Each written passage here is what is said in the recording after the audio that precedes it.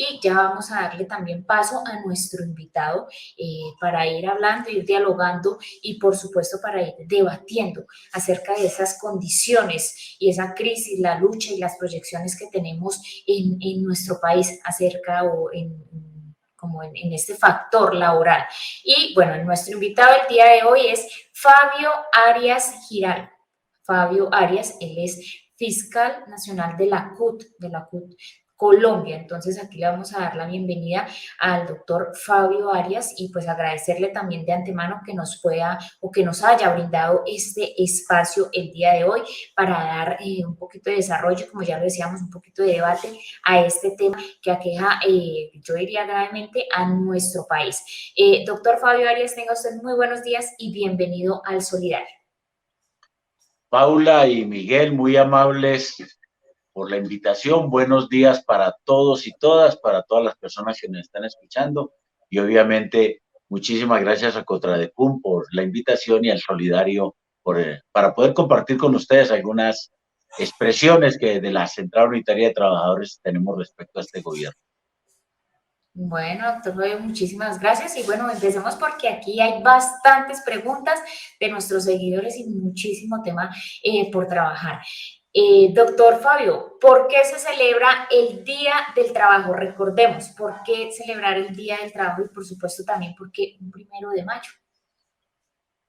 Bueno, esto corresponde a conmemorar episodios de las luchas obreras que tuvieron una muy fuerte repercusión en la vida política de las naciones y de los pueblos, y muy especialmente de los trabajadores. Se refiere que hace 136 años los obreros del mundo levantaron una bandera muy significativa, dado exactamente las circunstancias tan precarias en que desarrollaban su trabajo, y era la lucha por la jornada de 8 horas. Antiguamente los trabajadores estaban 14, 16 horas en sus puestos de trabajo. Era una esclavitud asalariada, pero con proporciones terroríficas. La gente no tenía familia ni posibilidad exactamente de visitarla. Y por eso levantaron esa bandera. Y desarrollaron una huelga en 1886. Y hubo unos incidentes en la ciudad de Chicago, en la playa Harriet, donde se reunieron todos los trabajadores que estaban reclamándole al gobierno y a los empresarios en los Estados Unidos de aquella época esa jornada laboral. Y desafortunadamente hubo unos incidentes. Se sabe que al final provocados inclusive por la misma policía de aquella oportunidad, y entonces hubo desórdenes. Lo que ya sabemos exactamente y que nosotros conocemos aquí en nuestro país. Y fue criminalizada y penalizada esta protesta social hace 136 años.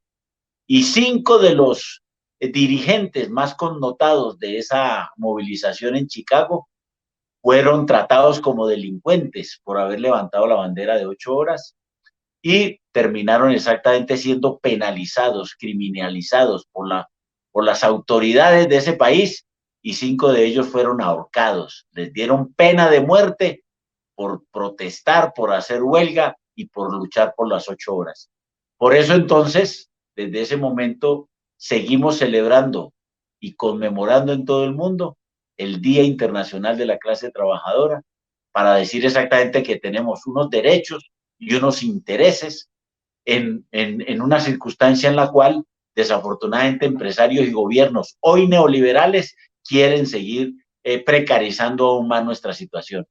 Entonces, durante estos 136 años, los trabajadores hemos hecho huelgas por muchas cosas, y yo creo que en Colombia hoy se tiene con mejor precisión estos temas, dado exactamente lo que sucedió exactamente hace un año con el estallido social, donde parte de las cosas que reclamamos era evidentemente renta básica universal, subsidio a las nóminas de las MIPYMES, matrícula cero, no discriminación por asuntos de sexo o edad o etnia, y que el gobierno desafortunadamente desatendió. Por eso conmemoramos el 1 de mayo, Día Internacional de la Clase Trabajadora. Bueno, doctor Fabio, bueno, yo quisiera que de pronto ilustráramos e informáramos también un poquito a nuestros seguidores del Solidario, de si pudiéramos en cifras, hablemos de esta realidad. Hablemos del factor de pobreza nacional, del desempleo actual por el que pasa en nuestro país, así nuestros medios de comunicación o los medios de comunicación hablen de que bajó el desempleo, no sé en qué país era, pero en Colombia no ha bajado el desempleo, al contrario, yo pienso que subió. Entonces hablemos de esos factores de pobreza nacional, desempleo actual en Colombia, y hablemos también del salario mínimo en comparación a ese ranking internacional. Bueno, la situación es más o menos en cifras de esta manera. En términos de pobreza, hay 21 millones de colombianos en la pobreza, es decir, personas que escasamente reciben una asignación de aproximadamente 350.000 pesos mensuales. De tal manera que si hablamos de una familia de 4 personas, necesitarían por lo menos casi 1.500.000 pesos para estar en la línea de pobreza.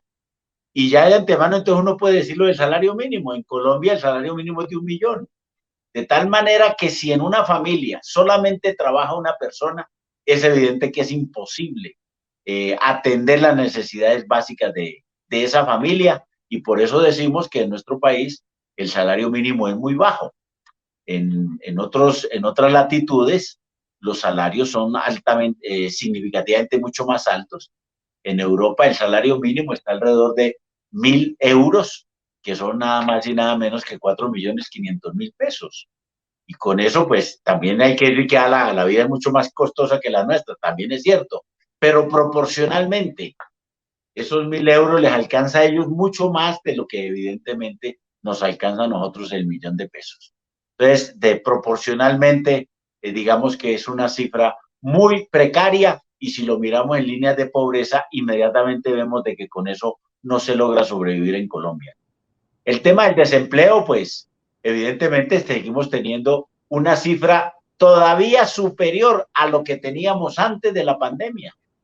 Pues evidentemente, digamos que entre lo que pasó en marzo del 2020 a lo que tenemos hoy, pues sí, evidentemente la cifra de desempleo pues ha decrecido, pero no ha decrecido, y todavía tenemos niveles mucho más altos de los que teníamos antes de la pandemia. Entonces, mientras uno se da cuenta que el gobierno saca pecho y la estadística da muestra que la reactivación económica es alta, hablan del 10,6% el año pasado de reactivación económica, la tasa de desempleo no crece o no decrece en este caso en la misma proporción en que hay una reactivación económica.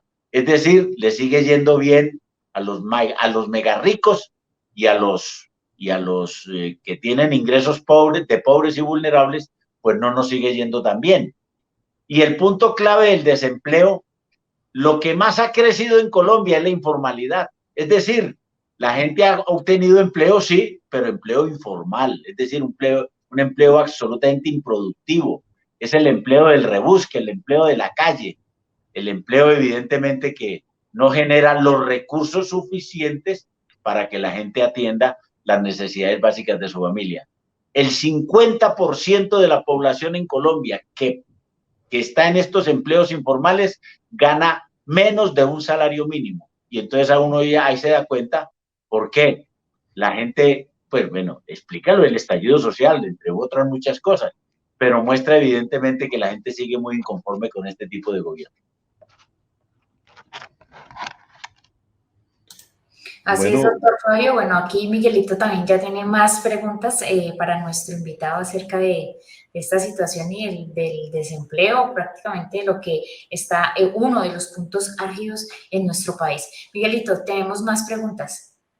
Claro que sí, Paulita, darle la bienvenida y el agradecimiento al compañero Fabio Arias, quien nos acompaña hoy en este programa, en el día de hoy, gran dirigente de nuestra Central Unitaria de Trabajadores, quien está convocando a esa gran movilización para el día de mañana, y desde las diferentes sindicatos filiales como FECODE, y bueno, diferentes organizaciones sociales, grupos, pues seguramente que mañana vamos a hacer una manifestación en muchas ciudades del país muy importante, ya lo decía Fabio, para manifestar esa inconformidad, como lo decía nuestro gerente Carlos Arturo Rico en la editorial, que hoy tenemos contra las políticas que este gobierno ha implementado. Y como, complementando esa primera pregunta que decía el compañero Fabio, pues recordar, porque a veces que es bueno recordar la historia para no olvidarla y no repetirla. El 11 de noviembre del 87, un año y medio después de esa gran huelga, como le explicaba Fabio, por la lucha de las 8 horas de trabajo,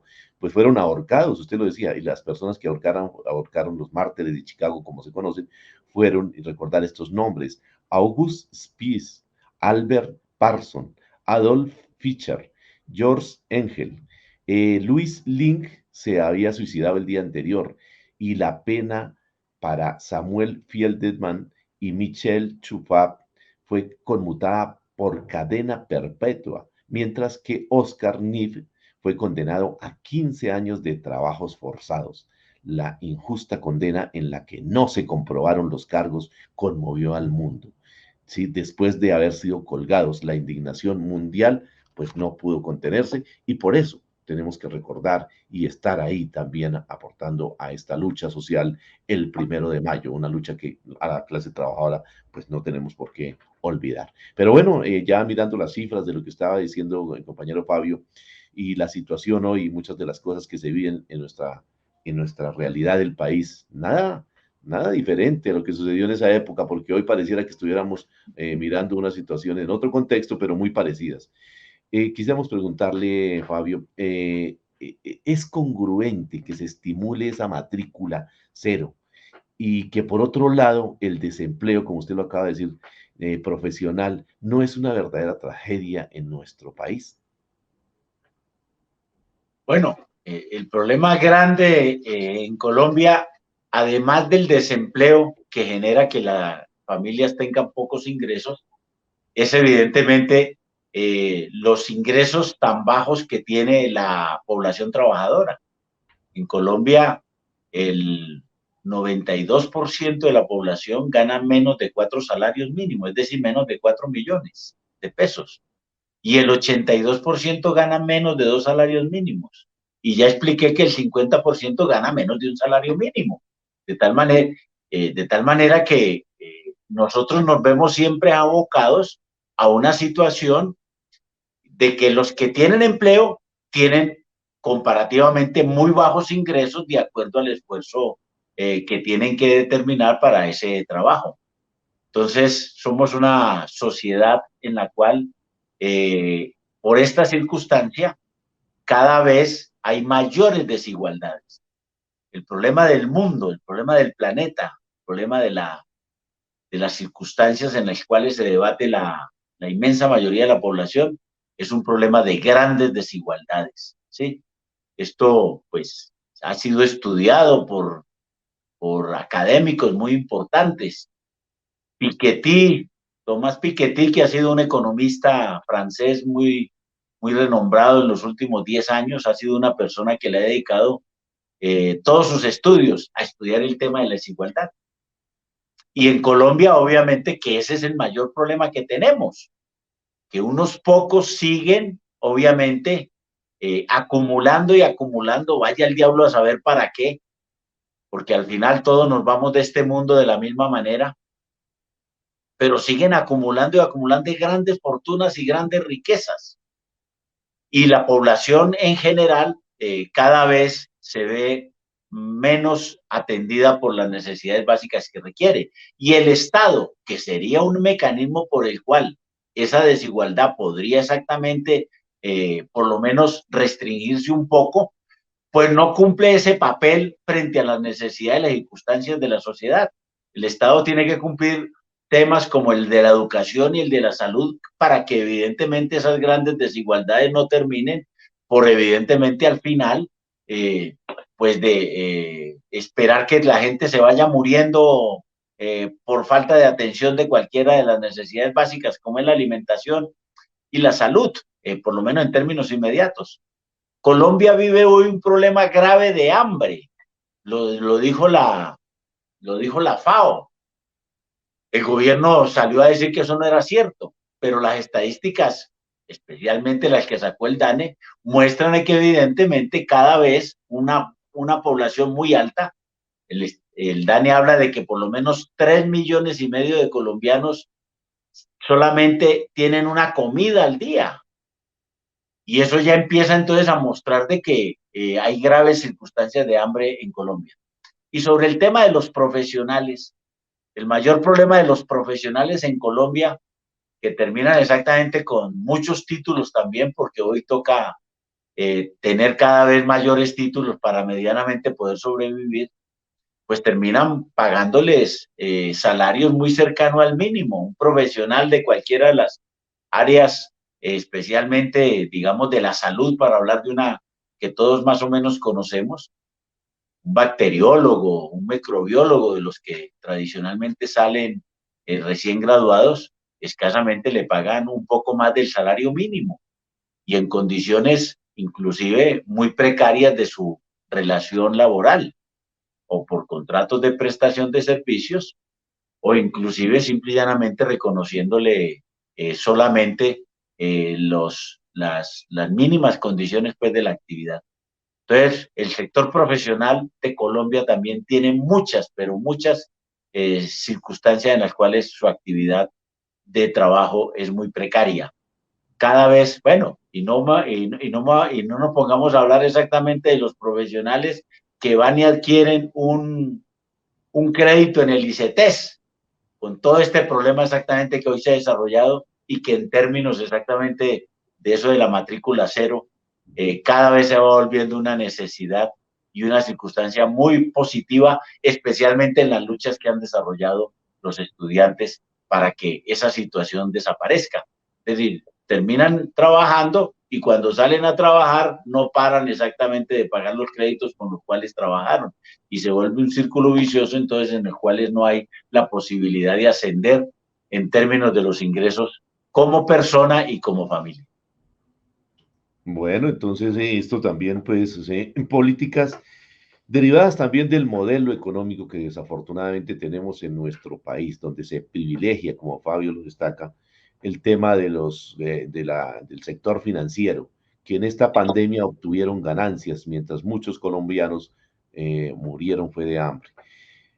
Hablando un poquito de la informalidad, compañero Fabio, ¿qué podemos decir? ¿Eso garantiza condiciones dignas para los trabajadores? No, para nada, Miguel, por Dios. Esta es la situación más complicada que hoy tenemos en Colombia. La informalidad no es otra cosa que el fiel reflejo de un país que no logra el desarrollo decidido de sus fuerzas productivas. Es decir, del desarrollo material y por tal motivo el desarrollo económico de su país o de su nación. Usted va a cualquier país de lo que se llama el primer mundo y en general las tareas de la informalidad son pocas, aunque ya se ven, y eso va mostrando el deterioro también de esas sociedades. Pero no se ve la situación pues tan precaria que se vive en nuestros países. Cuando uno habla de que el 64% de los trabajadores en Colombia son informales, es decir, no tienen ni siquiera las mínimas garantías que establece el Código Sustantivo del Trabajo y la norma y la ley, está claro de que están en el rebusque. Y todo el rebusque es absolutamente improductivo. Aquí tenemos que decir con toda firmeza, nosotros necesitamos empleos, pero empleos muy productivos. Pero en Colombia, con el modelo neoliberal, como usted lo dice, Miguel, pues terminó exactamente por abandonar el desarrollo material tanto del sector agropecuario como del sector industrial, porque hemos preferido la importación de todo. Y hoy estamos pagando los platos rotos de esa mala política. Yo creo que ya todo el país entendió por qué hoy la carestía, es decir, la inflación, ha llegado a que los productos alimenticios hayan tenido un altísimo sobreprecio en estos primeros meses de este año, hasta del 25%. Es decir, es mucho más costoso el kilo de carne hoy con respecto al 31 de diciembre del año pasado, por lo menos en el 25%. Y el salario escasamente lo pudimos aumentar en el 10,07%. Y esa gente que vive en la informalidad, pues entonces no va a tener cómo sobrevivir frente a estas cosas. Entonces, como el sector productivo, agropecuario e industrial, pues fue entregado al libre mercado, como dicen los neoliberales, y nos llenaron exactamente entonces de productos importados, pues el empleo, el poco que queda, pues empieza a desplazar la gente y la gente termina en el rebusque. Colombia necesita recuperar toda su actividad productiva, tanto en el sector agropecuario como en el sector industrial, para que eso, además de que permite de que los precios no terminen subiéndose porque el dólar se puso más caro, porque esas políticas son las malas políticas de estos gobiernos, eso es lo que toca rectificar a fondo en términos del desarrollo económico y material del país. No solamente sirve para que tengamos productos, obviamente, producidos directamente por nosotros, sino que adicionalmente genera empleo y puede generar entonces un empleo formal y por tal motivo más productivo y por consiguiente mejor remunerado. De eso se trata en este círculo virtuoso de modificar estas políticas neoliberales que solamente nos han llevado a la pobreza, al trabajo informal, al trabajo improductivo y a simple y llanamente tener una sociedad supremamente desde el punto de vista del poder de ingreso de la gente, absolutamente desigual. Colombia, recuerden ustedes, ¿sí? Sigue estando siempre en los 5 primeros lugares de la desigualdad en el planeta. Es decir, aquí los megarricos son muy megarricos y los pobres, pues ni se diga, de megapobres. Y eso obedece exactamente a esta circunstancia que estamos manejando. Estamos en un proceso político electoral en Colombia que nos puede llevar de pronto, ojalá, a que esto no siga sucediendo y empecemos a rectificar y por tal motivo gobernar para la inmensa mayoría de los excluidos de Colombia. Usted lo ha dicho, compañero Fabio, así que, bueno, más adelante vamos a tocar en una preguntita este tema que usted acaba de mencionar, porque es muy importante, a ver si realmente logramos esa reflexión en el pueblo colombiano que aún está en la indecisión o en la continuidad, y vemos cómo este gobierno lo que ha hecho es, usted lo ha dicho muy bien, lo que ha hecho es que sea un país importador, y gracias a eso, o desgraciadamente por eso más bien, Claro. hoy tenemos que decir que los precios de la canasta familiar, como bien lo señala, están por las nubes, porque si este país produjera sus propios alimentos y no tuviéramos que estar dependiendo de las importaciones, otro futuro sería posible. Pero bueno, esa es una probabilidad que vamos a mirar más adelante. Pero sé que Paulita tiene más preguntas también para nuestro invitado de hoy, que es Fabio Arias, nuestro fiscal en la Central Unitaria de Trabajadores, la máxima central de trabajadores de nuestro país. Adelante, Paulita. Gracias, Miguelito. Bueno, sí, aquí hay más preguntas y bueno, compañero Fabio, yo quisiera saber, a pesar de la presión del año pasado y ese caos especialmente o puntualmente en el ámbito laboral, ¿cree usted que las condiciones laborales han cambiado en los últimos años? Hablémonos en aspectos negativos, positivos, en ventajas y en desventajas. Bueno, hablemos de las condiciones en que se desarrolló en este gobierno. Este gobierno vino con una tesis inicial muy significativa, que hasta ahora afortunadamente todavía no ha podido consolidar, pero que sigue exactamente en su expectativa. Y es que en el Plan Nacional de Desarrollo introdujo el tema del contrato por horas. Pues los contratos por horas no es una cuestión nueva. El problema de los contratos por hora es que lo que piensa el gobierno y lo que introdujo en el Plan Nacional de Desarrollo fue un artículo, el 193, con el cual sí se decretaba el contrato por horas, inclusive para contratos que no completaran el salario mínimo. Y ahí sí está el grave problema. ¿Sí? Nosotros, pues en Colombia hay gente que trabaja por horas, pero en el trabajo por hora le pagan toda la proporcionalidad de lo que significa el salario con el cual se le estaría pagando dicha hora. Pero lo que están introduciendo es un contrato por horas por debajo del salario mínimo. Es decir, acabar ya de manera específica la posibilidad de que la gente siquiera se gane el salario mínimo. Y eso trae un problema muy grave, que es el problema de la estabilidad laboral. Cuando a usted lo contratan por horas, en los términos en que el gobierno ha querido hacerlo desde el Plan Nacional de Desarrollo, implica entonces que usted cada hora puede ser suspendido su trabajo y su contrato de trabajo sin ninguna indemnización, sin ninguna consideración por el tiempo que haya laborado y sin ninguna expectativa porque tengan que reconocerlo aquí en adelante. Ese es el sueño de los neoliberales en materia de la flexibilización laboral, de que no haya ningún vínculo de contratación distinto a aquel en el cual hora trabajada, hora pagada y chao pescado. Pero otra hora trabajada y hora pagada, inclusive por debajo del salario mínimo y sin ninguna contraprestación social. Es decir, si esa persona por alguna eventualidad se enferma y al otro día pues tuviera que ir a trabajar y no va a trabajar, pues no hay quien le pague exactamente lo que llamamos nosotros las incapacidades por enfermedad general.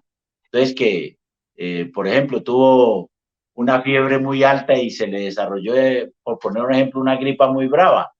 Ese trabajador se queda sin ingreso al otro día y el sistema no le paga la incapacidad. Y bueno, y no se diga exactamente el tema de la pensión. ¿Cuándo va a alcanzar una persona a acumular las 1.300 o las 1.300 semanas que le exigen en el sistema de régimen de prima media o las 1.150 que le exigen en los fondos privados? Pues no hay forma, nunca lo va a llegar. Entonces aquí hay un problema de una precariedad y de una forma de contratación, de una ferocidad en la formalidad de esa contratación que evidentemente acaba con los ingresos de la gente y reduce la gente a la más absoluta condición de esclavitud asalariada. Eso es lo que ha perseguido el gobierno durante estos 4 años, ¿sí? Pero desafortunadamente con la llegada de la pandemia, ¿sí? Pues todo esto se exacerbó y se multiplicó en condiciones muy alarmantes para la gente. Es decir, en el año 2020 y en el año 2021, la tasa de desempleo, como ustedes saben, osciló entre el 25 y el 15%. Y toda esa gente se quedó sin ingresos, más allá de que hubiera alguna posibilidad de empleo. Y 600,000 microempresas se liquidaron. Y por tal motivo, 1,000,000, por lo menos casi 2,000,000 de trabajadores que estaban en microempresas perdieron sus ingresos. Entonces, no solamente el microempresario, sino que adicionalmente esos trabajadores no tuvieron con qué hacer. Entonces, en este periodo de este gobierno, para no hablar de los demás, las cosas se han complicado aún más de lo que ya se venía. Entonces, nosotros en el Comité Nacional de Paro y desde la Central Unitaria de Trabajadores reclamamos 2 acciones, pero claves en la discusión, que era la renta básica y el subsidio de las nóminas de las MIPYMES. Obviamente el gobierno no las atendió. Quiso atenderlas sin negociar con el Comité Nacional de Paro, a través de lo que se llamó el ingreso solidario, para el tema exactamente de las empresas que tenían que tener algún subsidio, perdón, para la población en general, que llamó el ingreso solidario, pero eso fue una mínima cantidad, era escasamente 160,000 pesos, con eso usted no compra nada. Imagine, la línea de pobreza son 351,000 pesos y el ingreso solidario son 160,000, y uno no tiene ninguna consideración con la precaria situación que vivía. Y lo otro es los subsidios a las nóminas que puso el gobierno, que correspondió solamente al 40% de un salario mínimo. Pero cuando se fue a aplicar, por lo menos esas 600,000 microempresas ya estaban liquidadas, de tal manera que llegó tardía. Pero lo más grave es que la mitad de la plata que destinó el gobierno nacional para atender a las empresas, se la llevaron las grandes empresas. El horror de los horrores es saber uno que al Cerrejón, hágame el favor, el Cerrejón, una multinacional, ¿sí? Que no paró de trabajar inclusive durante la pandemia, solamente en medio de la huelga, porque ya los trabajadores estaban cansados de eso, ¿sí? Les dieron más de 2.000 millones de pesos por subsidios a las nóminas. ¿Qué tenía que ver el Cerrejón con este grave problema de la pérdida de las MIPYMES y el desempleo que se generó por la liquidación de esas empresas? Es decir, el gobierno no puso esos recursos donde debería ponerlos, de tal manera que la situación para las MIPYMES y para los trabajadores se agravó en medio de la pandemia. Y repito, en medio del paro nacional, el primero antes de la pandemia, porque algunos dicen que es que el estallido social es solamente la reacción de la gente frente a la pandemia. No es cierto. El primer paro nacional se hizo fue el 21 de noviembre del 2019. La pandemia empezó fue el 20 de marzo del 2020, es decir, mucho después. Pero evidentemente, y a pesar de la pandemia, la gente terminó saliendo a la calle a protestar porque ya el tema era o contagiarse o morirse de hambre. Y evidentemente la gente salió y batalló y hizo este hito histórico en la movilización social en Colombia, que es una respuesta a esta precariedad de este gobierno.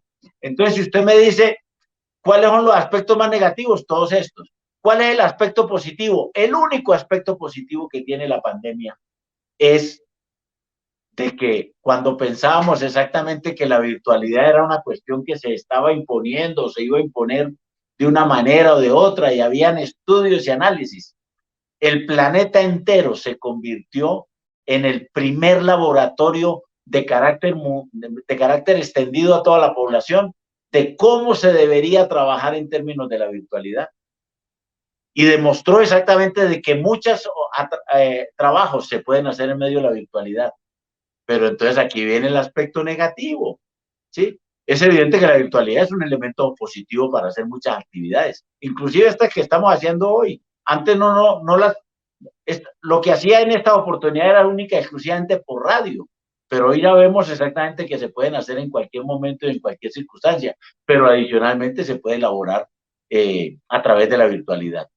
Pero el problema es que esto, que es un avance en la medida de la incorporación de las tecnologías al mundo del trabajo, no representa una mejoría en las condiciones de trabajo de la gente o en sus ingresos, cuando debería serlo. Es increíble que el gobierno decrete el trabajo en casa o el trabajo remoto, que ahora ya está reglamentado tanto el uno como el otro, sí, y se diga exactamente que lo que le paguen a usted por utilizar su casa, usar exactamente todos los servicios públicos que usted utiliza para desarrollar el trabajo, e inclusive lo que cuesta la internet, ¿sí?, represente máximo el equivalente al auxilio de transporte que hoy se da en el país, que es de escasamente 120.000 pesos. Eso no tiene ninguna consideración por eso. Entonces, si bien es cierto, hay un aspecto positivo de cómo se incorporan las tecnologías al trabajo, ¿sí?, no se ve que eso sea a favor del trabajador. Solamente, y como siempre, desafortunadamente, es a favor del gran empresariado, del gran capital, del gran sector financiero. Donde más se demostró la actividad del trabajo con las nuevas tecnologías es en el sector financiero. Y la cantidad de trabajadores que hoy vienen despidiendo allá, no se tiene noticias sobre eso. O sea, hicimos un gran laboratorio mundial impuesto por una situación de pandemia, pero del que única y exclusivamente siguen sacando frutos para sus intereses, desconociendo obviamente los trabajadores. Ese es el aspecto positivo, pero es incorporado negativamente respecto al trabajo.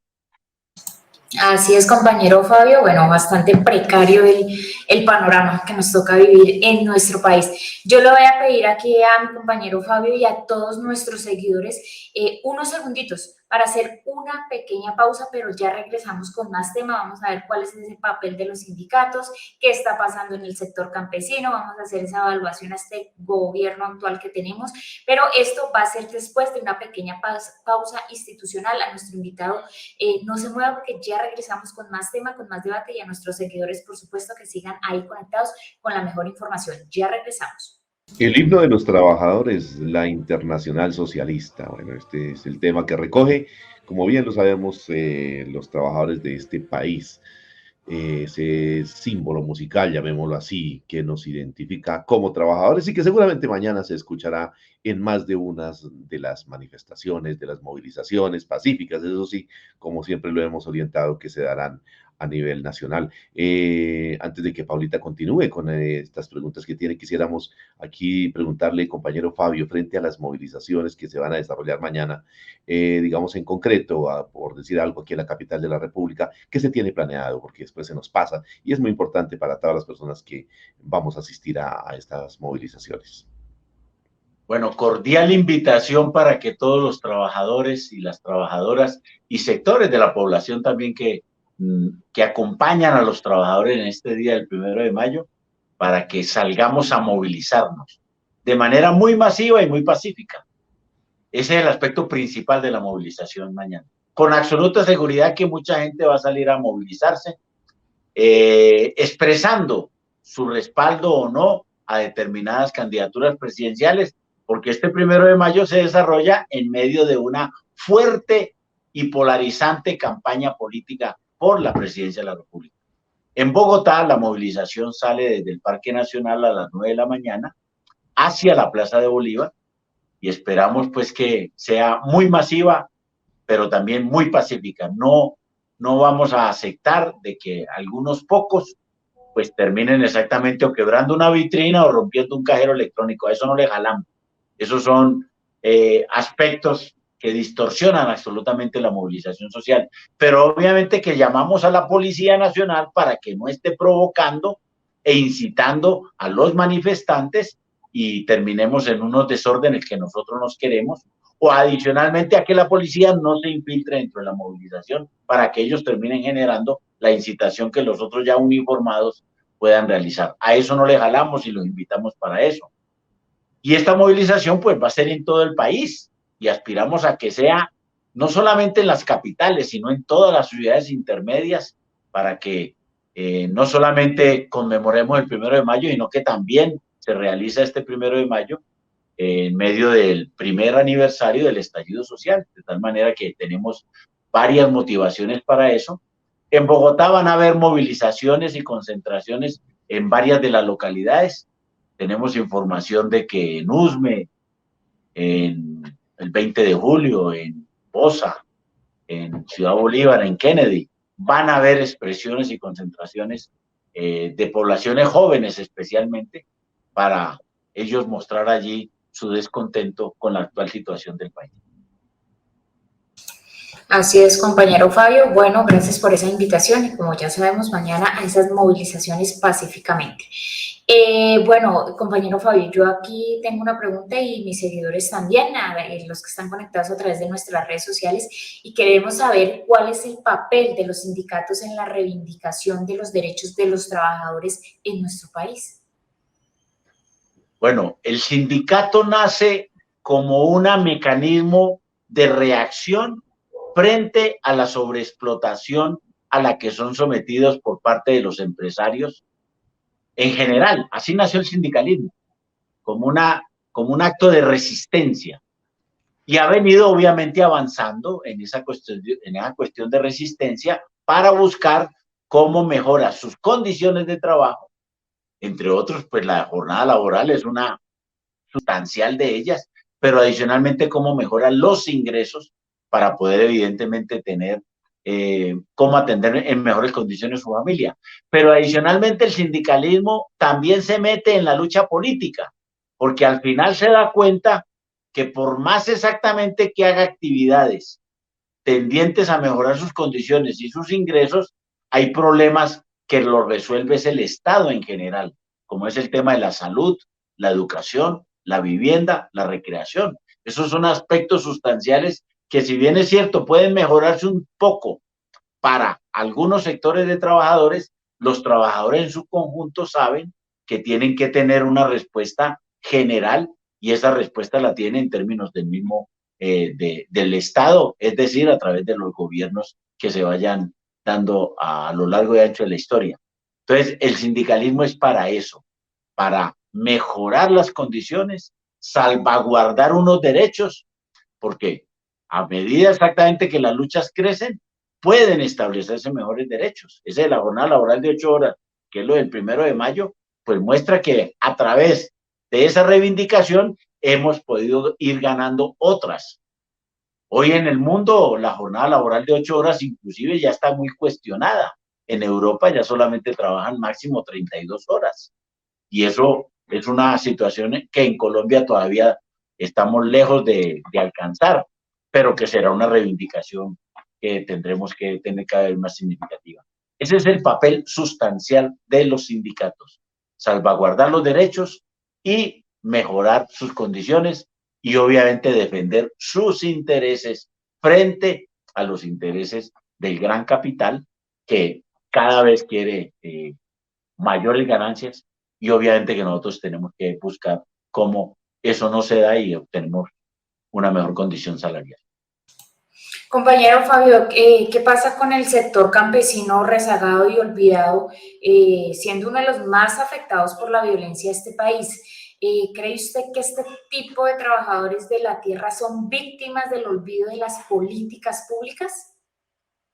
Bueno, lo que pasa es que en Colombia todo el tema del campesinado tiene un problema adicional al de la precariedad en que viven, y es que han sido despojados de sus tierras. Es decir, aquí la guerra en Colombia está vinculada directamente al tema de la tenencia de la tierra.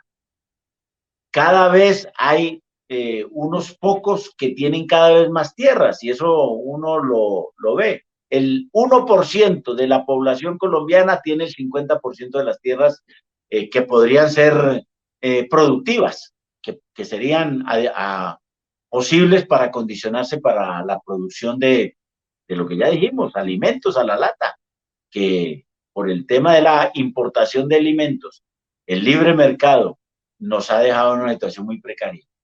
Entonces, el problema de la tenencia de la tierra es el problema más importante del campesinado colombiano. Si no tienen tierra, pues no tienen cómo producir. Pero si adicionalmente hay una guerra en su territorio en el cual vienen unos sectores a despojarlo de lo poco que tienen, pues la situación se vuelve supremamente delicado para ellos. No se le puede olvidar a ningún colombiano que el tema de la guerra en Colombia ha determinado por lo menos más de 250.000 homicidios, ¿sí? Y más de 7 millones de migrantes que han sido desalojados de la tierra y por tal motivo han sido desplazados de su territorio y les ha tocado ir a copar las ciudades. Esos cinturones de miseria que vemos en las grandes ciudades corresponde exactamente al despojo y al desplazamiento forzado que ha tenido la población campesina al abandonar sus territorios. Por eso es que es tan importante la paz en Colombia.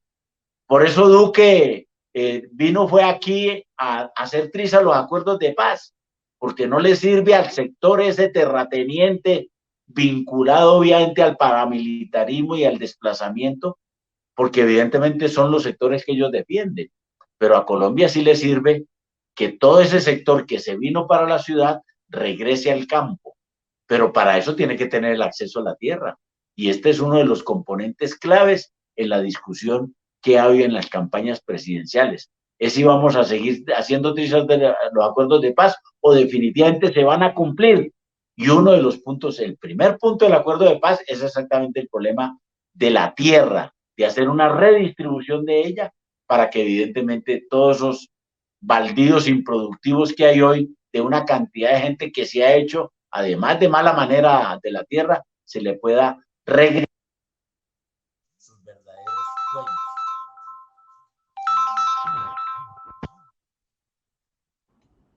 Bueno, es el compañero Fabio Arias.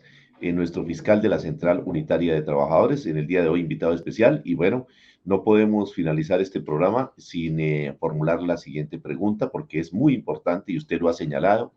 El movimiento sindical tiene que incursionar o ha venido incursionando en el tema político, porque es en el Congreso de la República y es en la Presidencia de la República donde tenemos que, pues seguramente, tener personas que legislen a favor del pueblo colombiano, a favor de los menos favorecidos, a favor de los trabajadores, y no como hoy está sucediendo con estas políticas del actual gobierno, que lo que han hecho es favorecer a las multinacionales, favorecer a los grandes ricos, a los grandes terratenientes, como lo ha dicho Fabio, y desproteger a la gente que más tiene hoy necesidades en medio de toda esta situación social, económica tan difícil.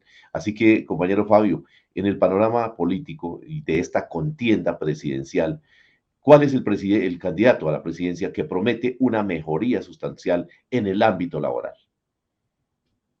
Bueno, voy a ser muy sincero en este punto. Uno podría decir que aquí hay dos proyectos políticos que pueden tener algunas semejanzas en muchas de las propuestas para resolver los problemas generales del país y en particular el de los trabajadores. Yo podría estar hablando de las candidaturas de Gustavo Petro y de Sergio Fajardo. Pero el único que tiene posibilidad, opción real, ¿sí? Porque para ganar la presidencia de la República en la primera vuelta es Gustavo Petro. Gustavo Petro ha dicho, hombre, vamos a hacer las cosas de una manera distinta.